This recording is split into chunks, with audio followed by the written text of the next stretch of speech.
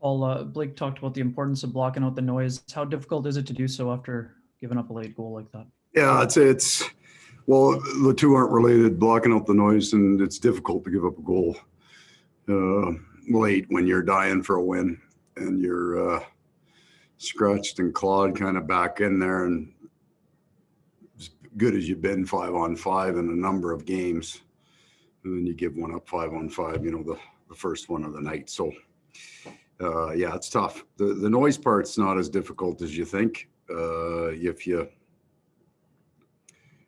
If you stay together as a group, spend time together as a group, and you stay supportive, and you mean, verbally, like you're talking, you talk to each other, you talk on the bench, you point out the things that are right, that are good, so that we can dwell on a little bit of the positives in a negative situation.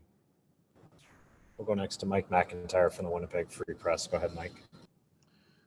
Paul, when we talk about noise, I suspect we're talking about fan noise and media noise. I mean, is that noise justified? Storyline obviously will be the Jets lost 7 in a row. Is it warranted? Yeah, I'm not complaining about any of the questions you ask, or we've lost 7 in a row. That's just a fact. So what we're talking about here is not let that be the story in your room, and being able to keep your head composed and be able to come out and fight your way out of this. There are fans that love this team. You lose 7 in a row, they're not going to be very happy with that. And why would you? I can tell you that nobody's here is happy about it. I mean, this is a tough situation because we came out tonight and played a hell of a game, and didn't have the result we needed. So it's tough. It's not an easy thing to go through. And when we talk about being positive, it's not a casual thing, and it's not hey, everything's right. We've lost 7. We know it. But we've got to make sure that to give ourselves a chance not to lose 8, that we come back in and find the things that are good over the last 3 games. I think, that late one was I think we're at 3 5-on-5 goals in our last 3 games. The special teams, their penalty kill was better. Our penalty kill had struggled for 2. Our power play had a tough night tonight, and we're not.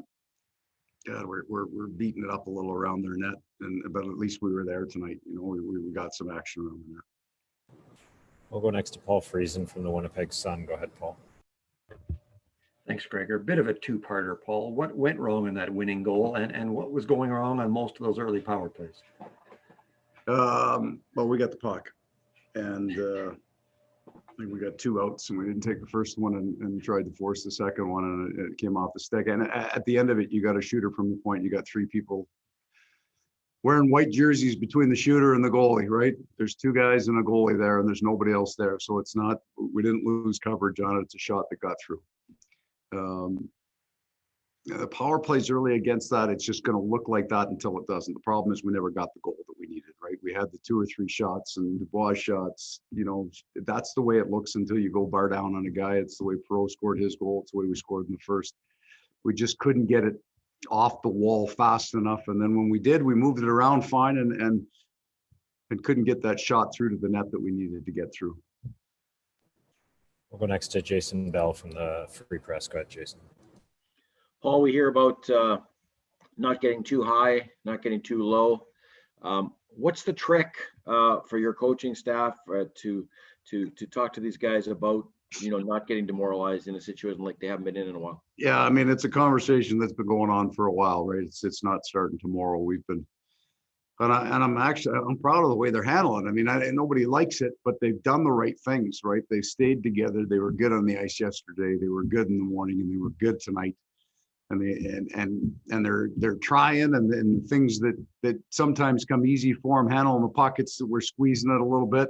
We have 6 power plays and we don't score, but they didn't let that affect their 5-on-5 game, right? They went back out on their 5-on-5 shift and did it right. And those are hard things mentally to do.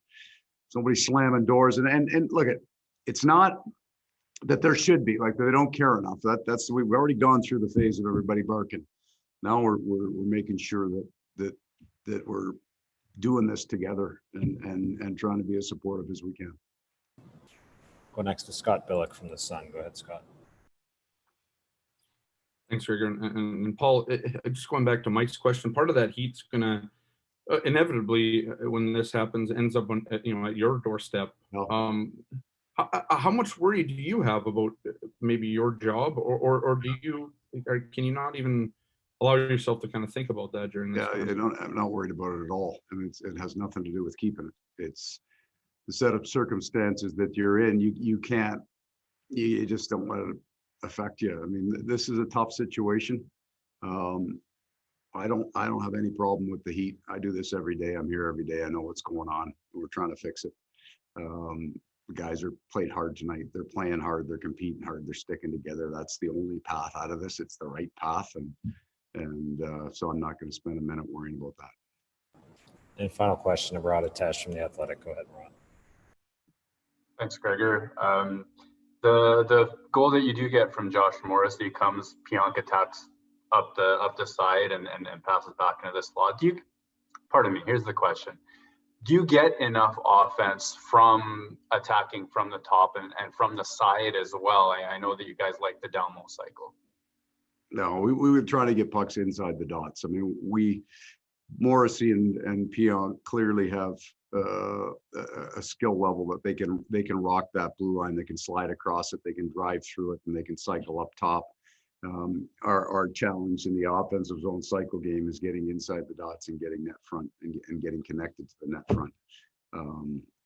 We like what those two guys can do. The question is, will there be enough on the other lines to move the puck for the other lines when we put those two together?